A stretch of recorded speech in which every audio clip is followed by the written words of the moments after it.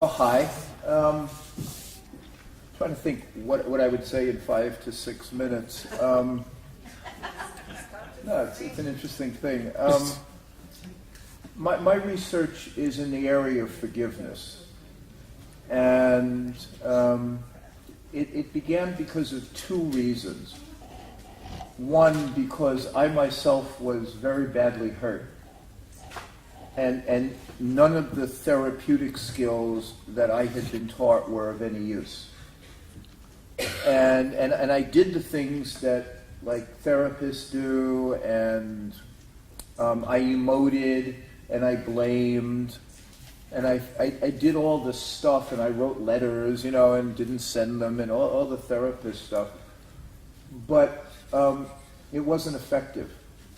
And it was only when I opened to the quality of forgiveness in myself did things really shift and change. So that was part of the motivation for trying to do research on forgiveness. The second was, and this is the relationship to this group.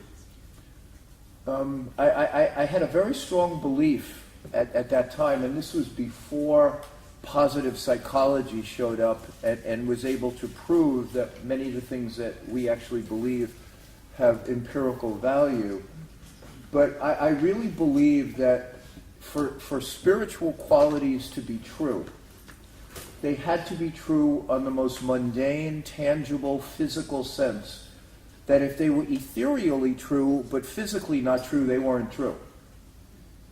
And so I set out to do, this was before anybody was doing this stuff, almost 20 years ago, an empirical study, randomized controlled study, that people who were hurt, who learned to forgive, would be healthier if they forgave. And it just struck me as that was the necessary use of science in terms of furthering understanding of spiritual qualities.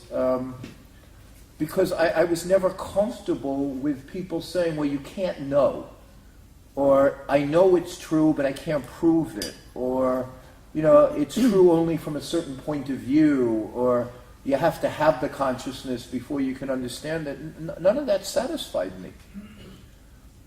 Again, because I had a very simplistic notion that, I don't know how to put this, that I guess goodness, which was distilled spirit, had to be health enhancing, and had to be relationship enhancing, and had to be nurturing in ways that could be measured.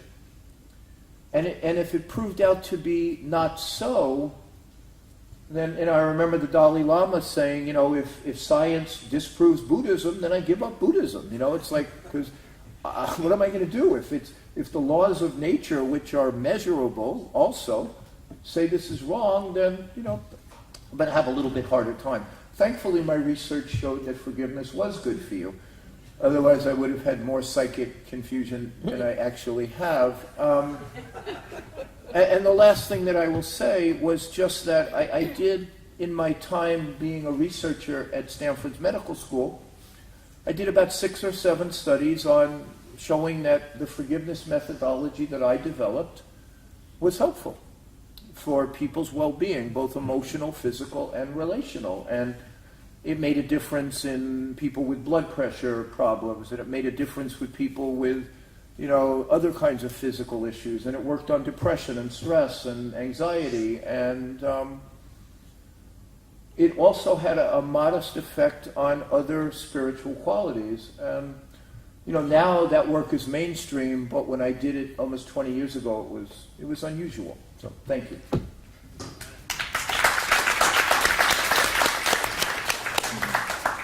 Hello, everybody. It's really an honor to be here. I'm an ITP alumni. I came to the US in 2006. I'm a clinical psychologist from Germany. Fred was one of my mentors at ITP, so I feel really honored to sit next to Fred on this panel, although it's a little bit difficult to speak after Fred, so I hope I can deliver something here. I'm for more than 20 years, I'm a clinical psychologist and body psychotherapist in Germany, and 2004, I survived the Asian tsunami in Thailand, had a near-death experience, came back to life, and received this calling that I should work on body-centered healing practices after such experiences of trauma. And that's why I decided to come to the US and to study transpersonal psychology in addition to clinical psychology. So I specialized here in transpersonal research. After being such a long-term practitioner, I found really passion for research, and I feel like in the second half of my life I just really wanted to dedicate a lot of time to research. So I would call my research practice-based research. It really comes out of my wealth and value of 20 years of clinical work. I'm specialized in working with all kinds of trauma, and my core concept is embodiment. So I have the understanding and also the experience. Inner power of healing themselves. So I kind of enjoy the clinical practice, but still I'm passionate about research, and actually I found out that research doesn't come before clinical, like I thought when I was in medical school. Research and clinical practice actually go together. I think they really are intertwined between each other. And the way I use now research is in the transpersonal field is to do research in clinical practice. And this is, I think it's very important, not just because the mainstream psychology would accept and acknowledge me, even because I'm a psychiatrist, so they wouldn't do it anyway, but it's because it's important. Working in a hospital means helping more people than just doing private clinical practice, and to have the students of the school in Milan to get into the hospital sometimes is difficult because they don't really know what transpersonal psychotherapy is, they don't know what the biotransenergetic is. So I started to do a clinical study on the biotransenergetica model, and I used the heuristic approach. This is because the way it works in the clinical practice is very close to the heuristic approach. And it's been quite challenging and actually very exciting also to apply this technique in the clinical study, because coming from the medical field, clinical studies means that you have to use a standard method of therapy. So how can this be done in the transpersonal psychotherapy? That, of course, there is no standard method. And so it's been quite challenging and exciting to adapt the heuristic approach to this field. And what I do also is to teach in the school and try to get the students interested in research and using research in their clinical practice, because I think this is important not just to help them in their practice, but also to have the transpersonal, to have a wider audience for the transpersonal psychotherapy and psychology. And I think this is absolutely important and necessary. So thank you for your attention.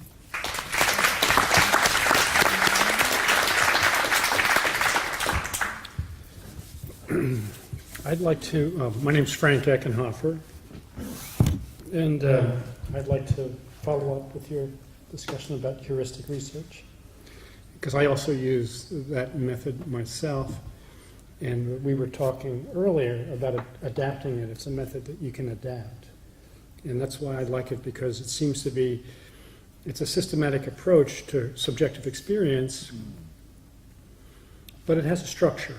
So I think for transpersonal work, we do need structure. We do need forms they're not going to be perfectly the same with each person, but there is a form that you follow that you can adapt. So I think I've been searching for good measures for transpersonal experience, and heuristic research to me is a very good method. Basically, one of the ideas is you treat the people that typically you would call participants or subjects, you call them co-researchers. So it really levels the kind of authority issues in the research. So that's one dimension I think is really good for transpersonal work.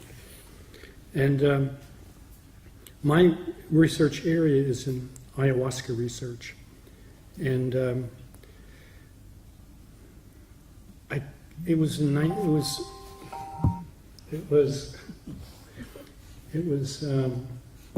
I became fascinated with science and discovery and transpersonal psychology all at the same time. I don't see it in my mind. There's not a distinction. I know there's a lot of a sense that there's a polarity and a struggle between these two, but in myself I don't feel it. I love science. I think it's, when used properly, I think it's beautiful, precise, elegant, when applied the right way. It's just, finding the right method. But there's a beauty to science.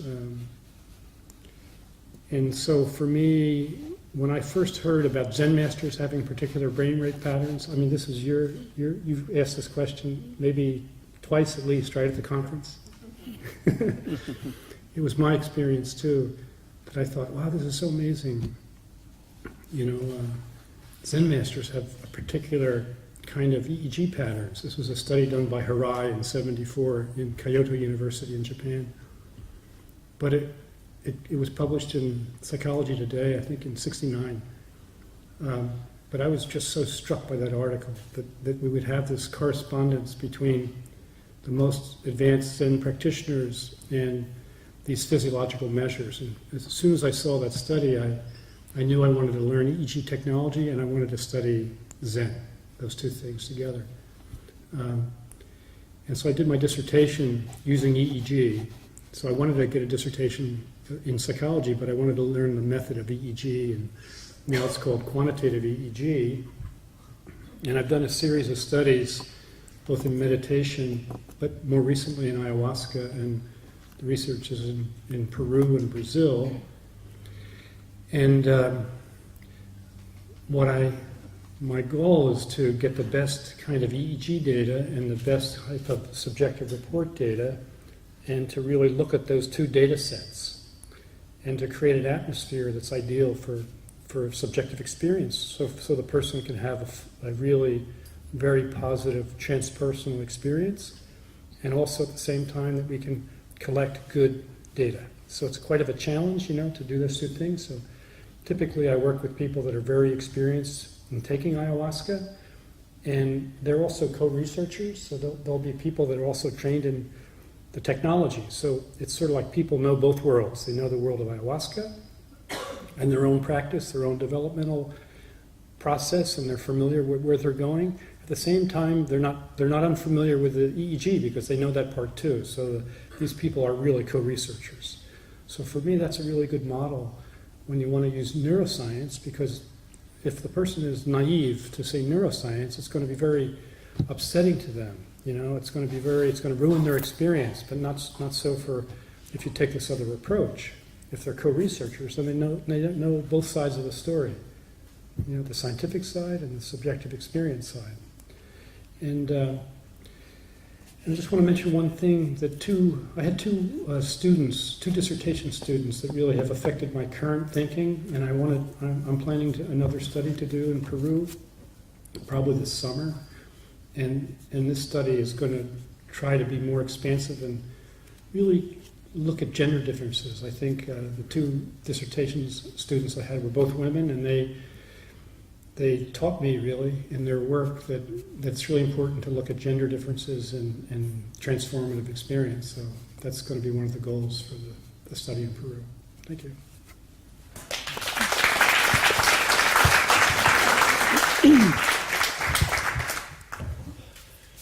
Hello again, and I think I don't need to introduce myself. I'm Les.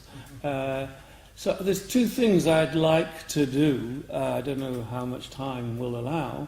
One is to tell you a bit about the research that I've been involved in, but the second, in a way, I think is slightly more important as well, and that is and I think we've all been doing this in our own ways, is to try and draw out some of the principles of research. And what is transpersonal research? Is there such a thing as transpersonal research? And and how does that relate to the broader church of the academic community? So let me start with the first. That was to say what I've been involved in. just briefly, and I can actually pick up relating to what you've been talking about, was one of the major projects I was involved in recently was a heuristic study. And the point about heuristic study, I mean, you said about co-researchers, and all that is correct. But the other thing is that it places self as a central factor. And of course that, I think, very much characterizes research under the orbit of transpersonal work. You know, so much scientific research. It goes back to what Jim Fadiman was saying before. You know, about the relevance test. What, you know, is this really useful?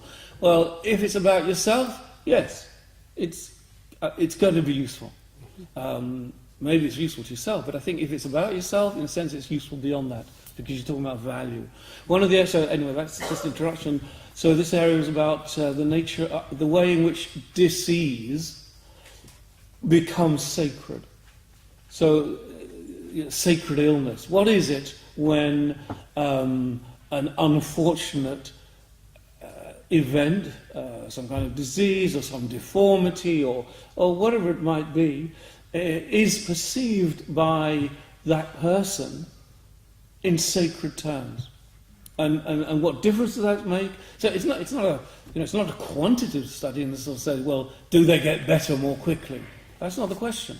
The question is, what is the value and what is the process that a person goes through in recognizing that something that the rest of the world might think is a terrible disaster actually is playing a crucial role in their life in a transpersonal sense. So that's one area of research.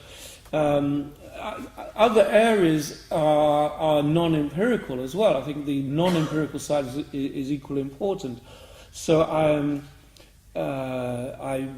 spent a lot of time looking into the textual material in Buddhism, for example, the Abhidharma of the Pali canon in Buddhism, which focuses a very, very small aspect, but really interesting from the point of psychological research, focusing this literature dating back way back, which is looking at what they call the sense door process, in other words, perception.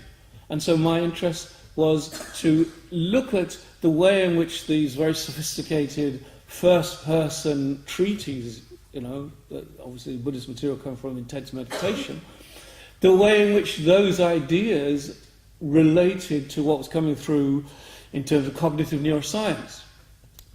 So which processes in the brain relate to what some ancient Buddhist text is talking about. And these aren't vague texts. These are talking about very precise processes within what we would call the perceptual process. And that's really important. I'm not claiming that my work is important, but what is important is to recognize that science does not operate, as it were, with data alone.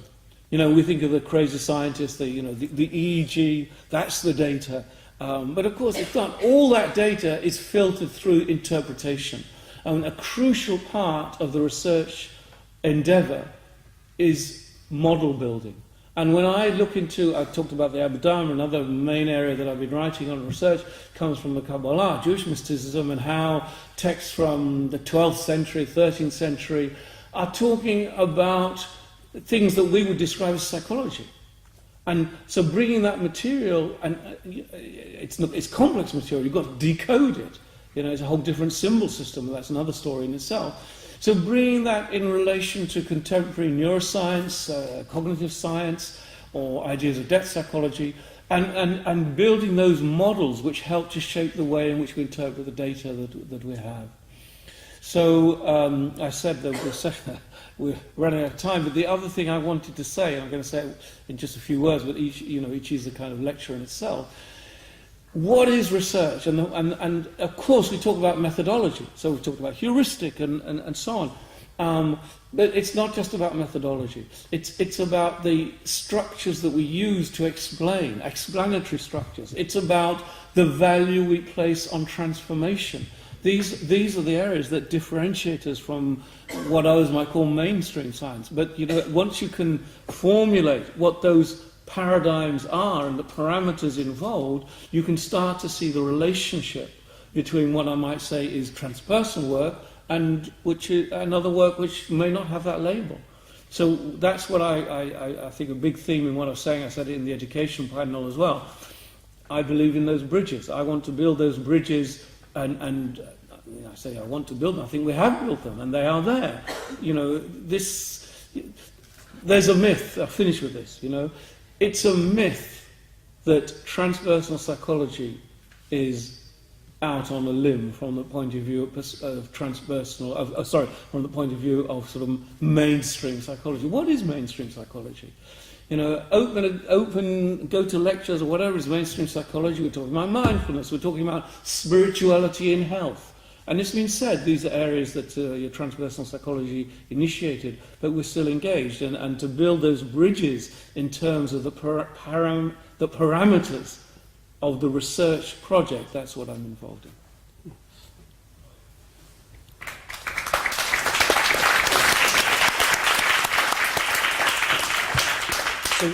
So we've, the panelists decided that maybe you'd like to hear us talk among ourselves about certain questions or also entertain questions from the audience. So are there any questions you'd like us to address for you?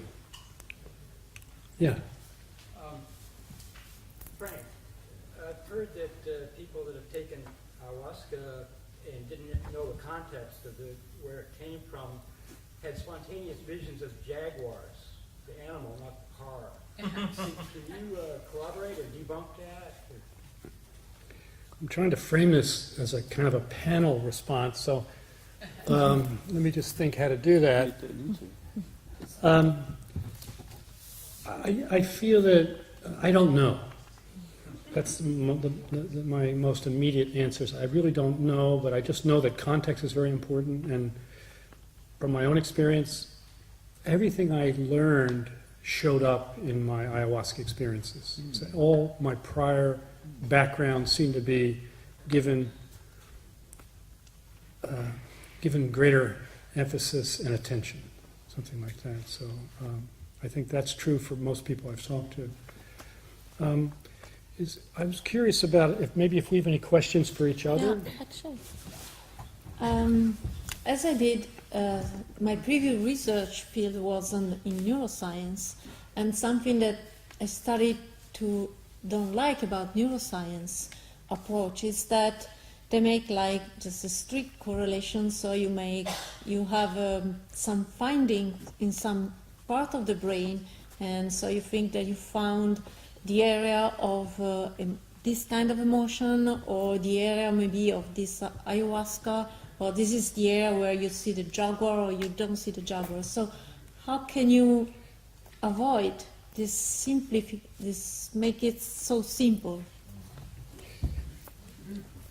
I think we were talking about a little bit the value of different types of, there's one type of research where you study one person repeatedly over time. It's kind of a longitudinal study. It's an N of one person over time. And I think in many ways, for certain phenomena, in the beginning, it might be advantageous to just work within one person's experience. So in that way, you can have a hunch when you start to see the first correlation.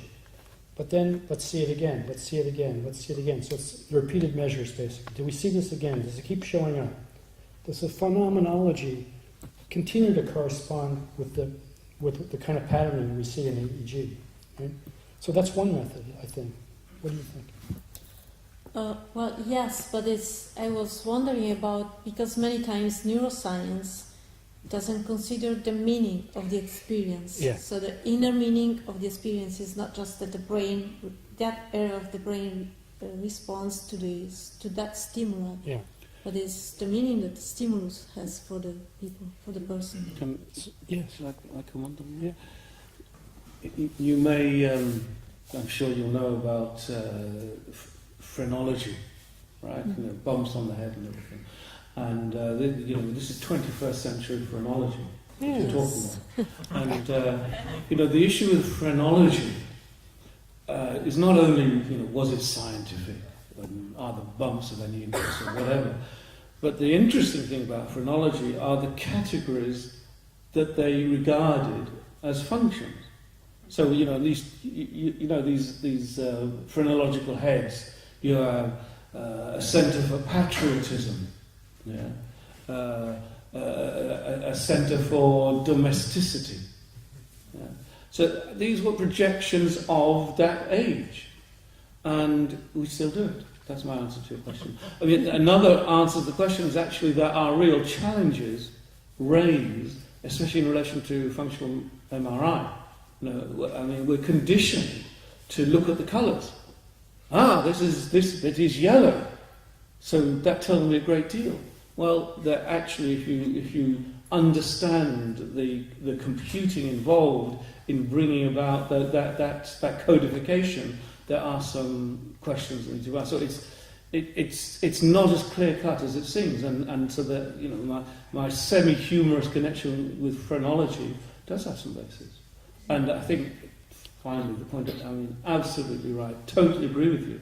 It's about meaning, and that's what I said about these phrenological bumps. Do we want to see a centre of patriotism in the brain?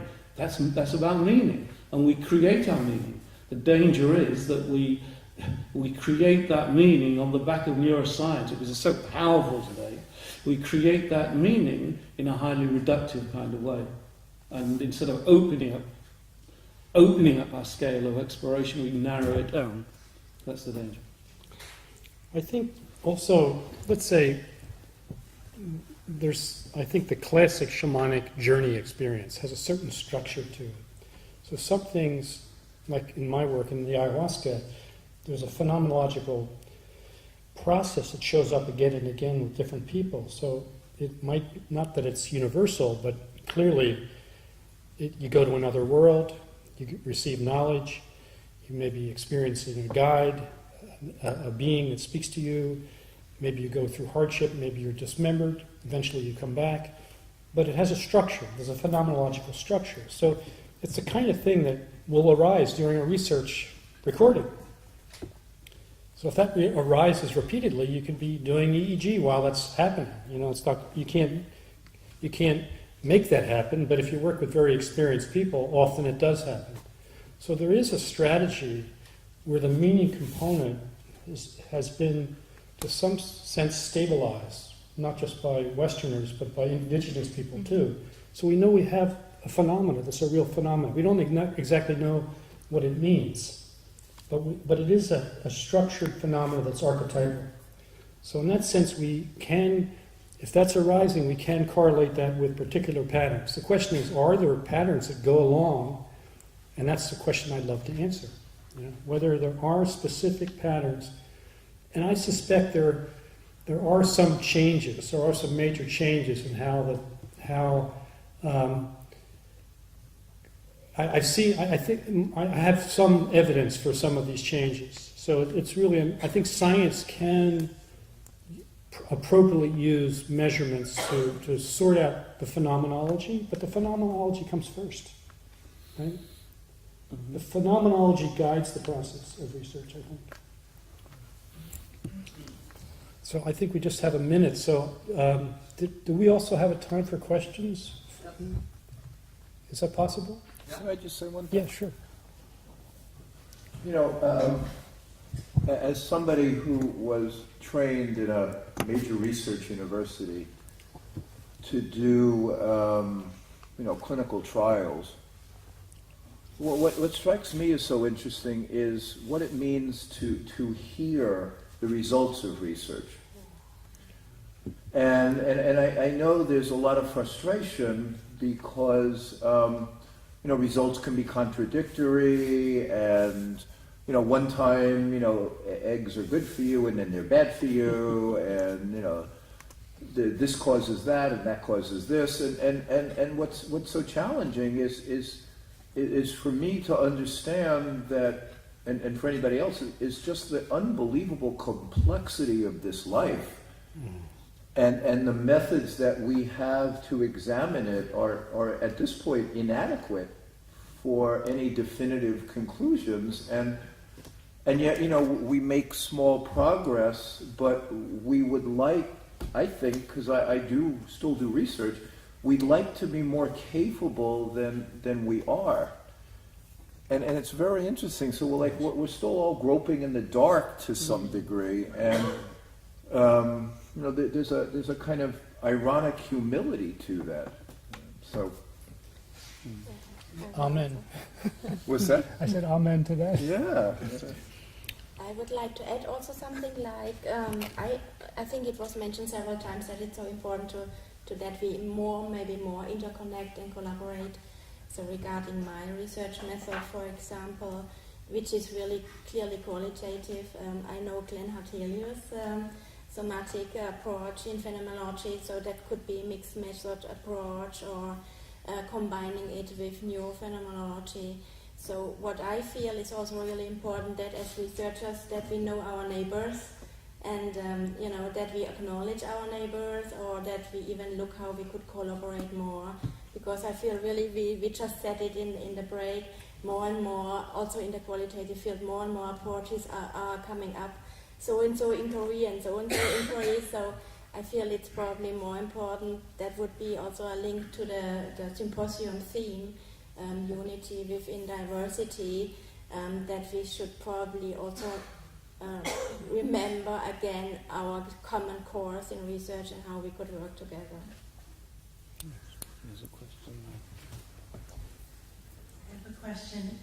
Earlier, in reference to research, it was said to ask the question, if so, so what? And so when I think about, especially as I'm a student here in my first year, as I approach a dissertation topic and thinking about, okay, what can I possibly ask that there's a really important so what?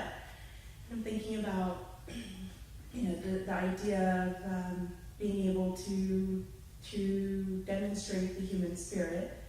And so along those lines, I wanted to open up a question of what approaches do you have in mind for approaching the question of, is there human spirit?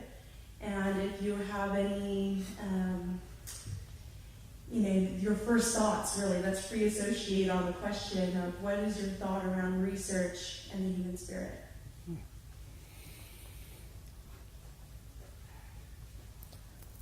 Well, the first thing that I would say about this is that, if I consider my previous background in research, is that you can really do research on spirit, because, research, the way it was intended for me, especially, let's say, from the quantitative method of research, is not something that you can measure. So it's like, well, you can do research on spirit. It's something. Now I would say that you can do a kind of what's the meaning of spirit for that person. Right. So you can do research not just to demonstrate that spirit exists or doesn't exist, but what's the meaning of spirit? And does it make a difference?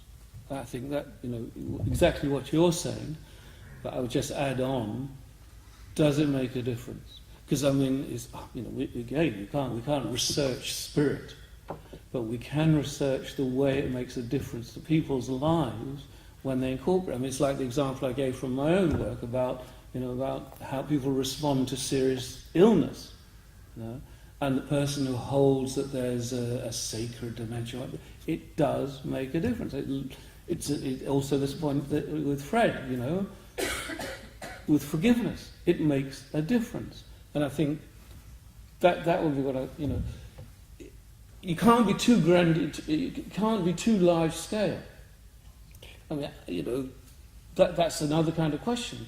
But I think through the, like we're talking about heuristic methods or other methods relevant to the transpersonal, I think that's what it comes down to, is and the point about difference and meaning. And from the heuristic point of view, it goes to you. Like, what is your question about spirit?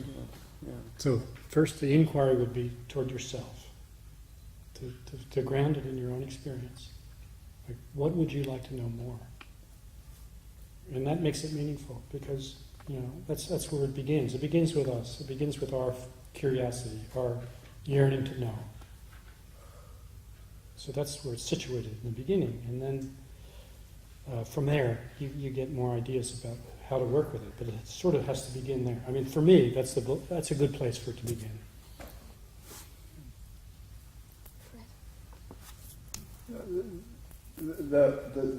At least the challenge for me has been the gray area between being an advocate and a scientist. Mm-hmm.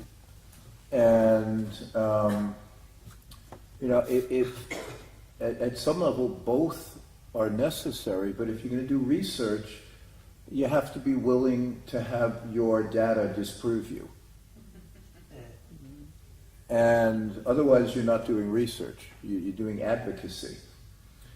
And just a small, like, semi-humorous story from my own work is I was giving a talk at Stanford's medical school probably 10 years ago, and there were hundreds of people in the auditorium, and I was talking about the health benefits of forgiveness, having done one research project, and I knew that the data for the next research project was just about finished, and it had hundreds of participants, and like I'm standing up there talking about the health benefits of forgiveness, knowing that I could be going home to an email that said your study didn't work.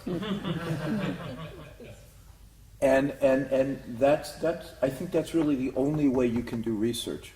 Like you have to be willing to be disproven. And if you're not, then you're not really, research isn't really the agenda. And it's tough. It's a tough line. I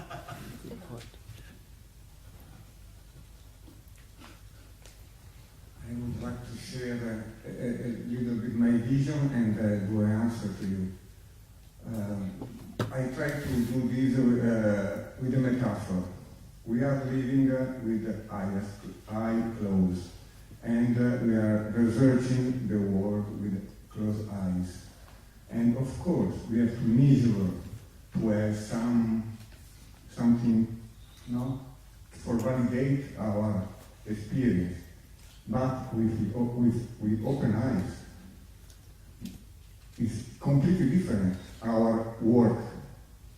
That is, I am saying that the mainstream science work like the eyes are closed, and have to measure the reality that is illusion. If we open eyes, that is, we enter in second attention, we enter in a awareness state of consciousness, we see the reality more clear. So change completely the way of research. What do you think about? Yeah, part of the heuristic method is that if we also don't have the direct experience, we can't really study the phenomena. So whatever the phenomena is, from a heuristic point of view, you already have to have access to the phenomena experientially. So if you want to study a certain type of altered state, by definition, you need to have access to that state. You can't research it from a heuristic point of view unless you already have access. So some of these areas for study require maybe a lot of discipline, maybe meditative discipline, maybe different things to be able to gain access. And once you gain access, then you can explore it yourself personally and then have co-researchers with you, seeing what individual differences are. But I think your point is excellent. You have to be able to gain access to the phenomena that you want to investigate very clearly from this point of view. I could say also something to that. Since I know your method also, second attention epistemology, which is very close to Chandlin's focusing and experiential phenomenology, and also my approach, it is to work in layers as you practice this also. So you try to go deeper and deeper into the phenomena in exploring different levels of experience and asking always the same question, such as what is the phenomena that I just experienced now, and then you go deeper and deeper and deeper what you practice in your approach also.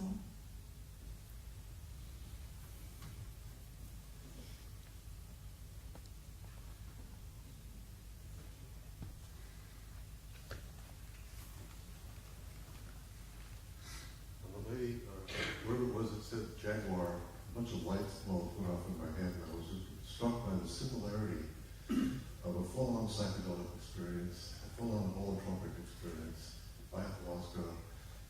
flotation tank.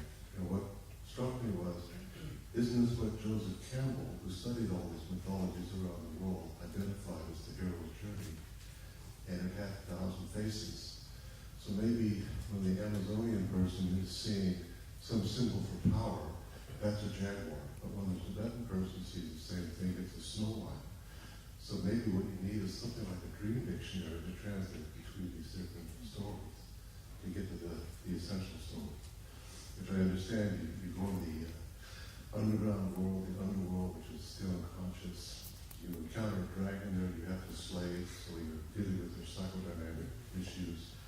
You go on to the spiritual stuff like dealing with Jungian archetypes, when you have an ego, death, and rebirth, so you're like Jason with the golden fleece coming back home.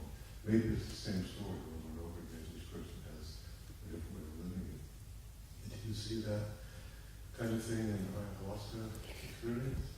I agree with you that we need better, like, you talked about the archetypes, but just one person working, to try to work them out, and he came up with what he came up with, but it wasn't, there weren't like legions of people working on the problem. And so that's a kind of undone work that needs to be completed, which would be a better description of these archetypal processes and categories, and cross-culturally sensitive, as you suggest, and that's a kind of phenomenological work that clearly could be done. It's just, it hasn't been done. But it would be wonderful for that to take place. And I think you could collect many, many stories of transformation and look at those stories using qualitative methods and distill from that, the kind of things you're talking about. So that work has yet to be done. Just to add, and to link back to the person who asked initially about the Jaguar experience, and I had a student who was researching with ayahuasca, and he found that kind of effect that you were describing. I didn't say it before because I don't feel I'm an expert on this, but that's what he came up with. And I think the interesting point here is again, it's about paradigms, because what you're saying, I mean, I think that would be the normal paradigm. Yeah, that there's an archetypal base, and we're going to see. It's like the near-death experience. If you're Christian, you're going to see it one way. And if I think that's what we would generally accept. But this phenomenon, which I think there is a base, I think there is something there, and that opens up a different paradigm, because that's suggesting that there is something in that plant realm. Or it's not, I don't think it's a plant realm, it's something about the human-plant interaction in that way, which maybe transcends the particular cultural dimensions of those archetypes. That, I think, is, as I say, I have an open mind. I mentioned a particular piece of research a student of mine did, so it falls in that direction. I have an open mind, and I think we need to be open to that kind of paradigm that you're touching on there.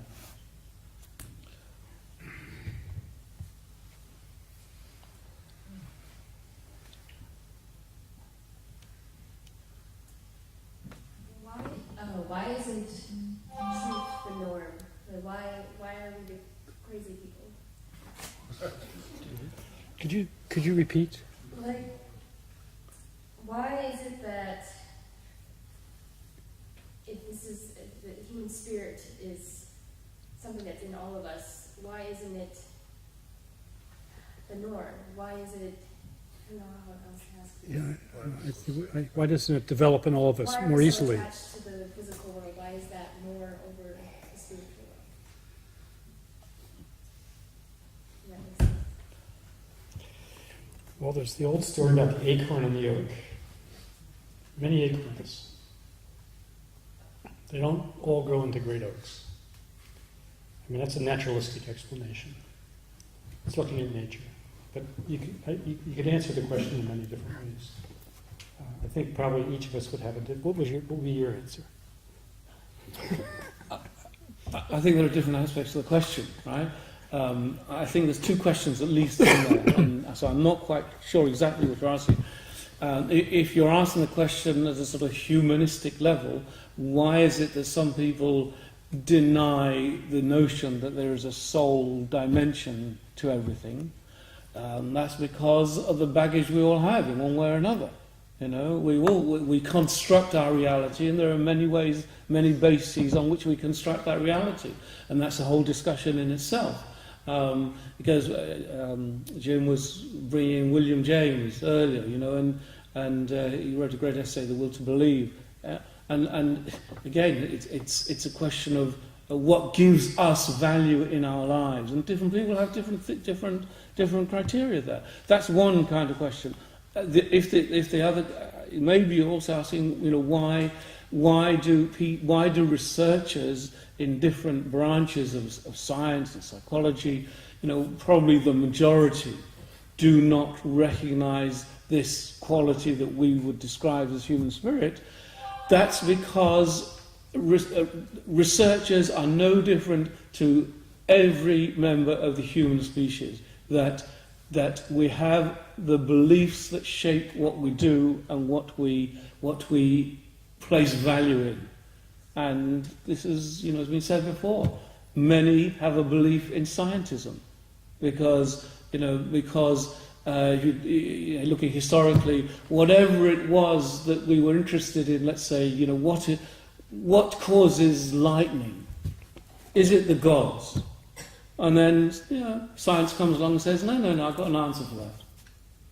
Well, you know, and so the paradigm would be to say, well, whatever it may appear spiritual and not merely physical, science is able to give it a physical answer. That's the belief, and most researchers, I think, in mainstream science articulate that belief. I would say things changed with consciousness. Well, where did that start? Because most of the indigenous people didn't believe in the human spirit. This started somewhere. Indigenous people didn't believe in human spirit? They did. Yeah, exactly. Yeah, I'm sorry, I missaid what you said. Where did this start? Well, that's a historical question, and it's a big. But you know, you can trace it. I mean, the Enlightenment, the Christianity's quest for power in Europe. Lots of factors led to the squeezing out of spirit from the world view that eventuates in science. Right? It's a big question. But it's a good question. It's a great question, really. Does anyone want to take a question?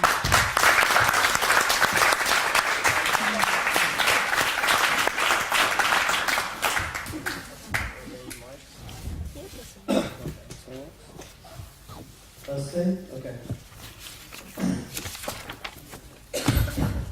So I want to thank this panel as well as the other panels and all the speakers that we had earlier today. We come to the end of this one-day Global Transpersonal Symposium. It's been a very full day, and I'm very happy with the results. I'm really happy to see that this vision that we had turned into a manifested event and touched quite a few people. I was interested in several things. One was to show that transpersonal psychology is alive and well and growing around the world. I also have been in contact with people from ITA in South Africa, Australia, and South America who are also very strongly within the transpersonal movement, and that it's alive and well in all these areas also.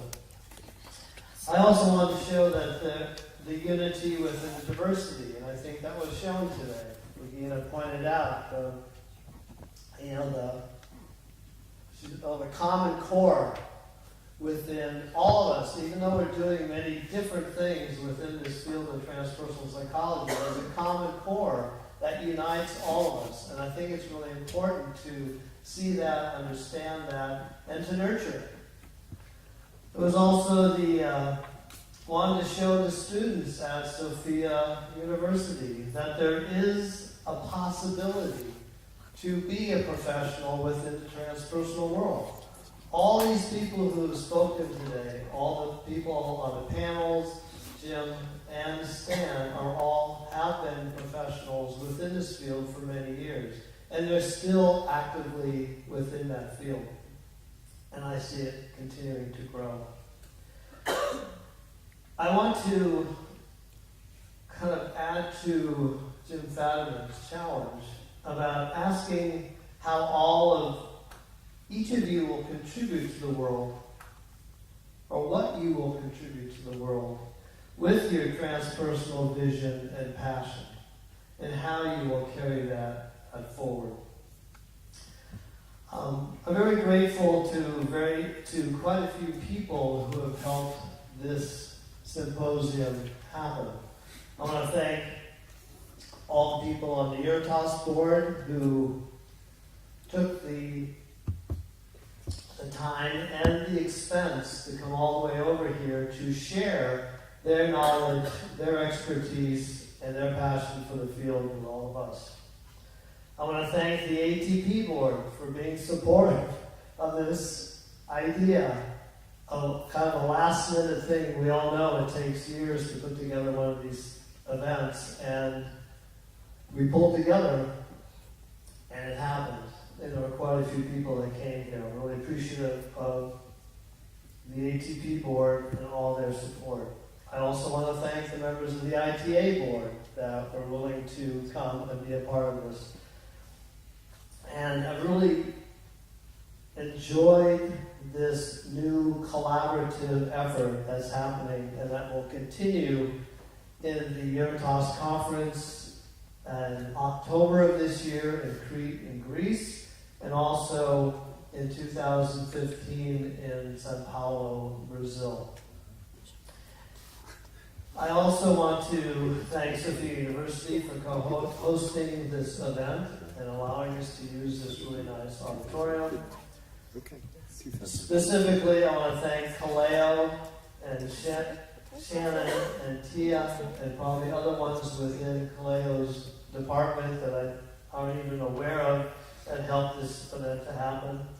I want to thank Katrina and Kimberly and the people in the library that helped put together the AV part of this. I want to thank Julio for his technical expertise. There was no AV glitches this whole day, right? I mean, that's wow. I really appreciate that. I also want to thank Ray for moderating, for Jacob for stepping in at the end, and especially Stan and Jim for the wonderful keynotes that they provided us. And I also want to thank all of you in the audience, because without you, there would be no symposium. And I really appreciate you coming out and supporting all the people that showed up from all over the world, and for supporting ATP and Sofia. So I want to give all of us a hand.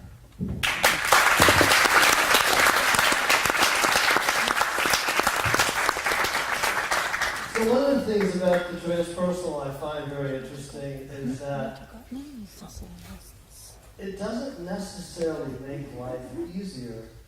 What it does is it makes a really passionate motivation to continue doing things that you know are right.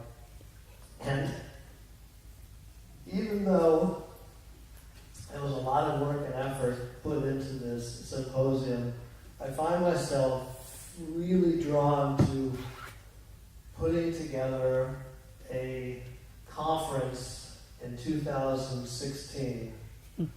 And I want to invite all of you, all of the board, and this will be a 3-day one at least, so we'll have a lot more presenters than we did at this one. So I just want to place that seed thought that in 2016, in the Bay Area, then we'll have another transpersonal conference. All right. Yeah!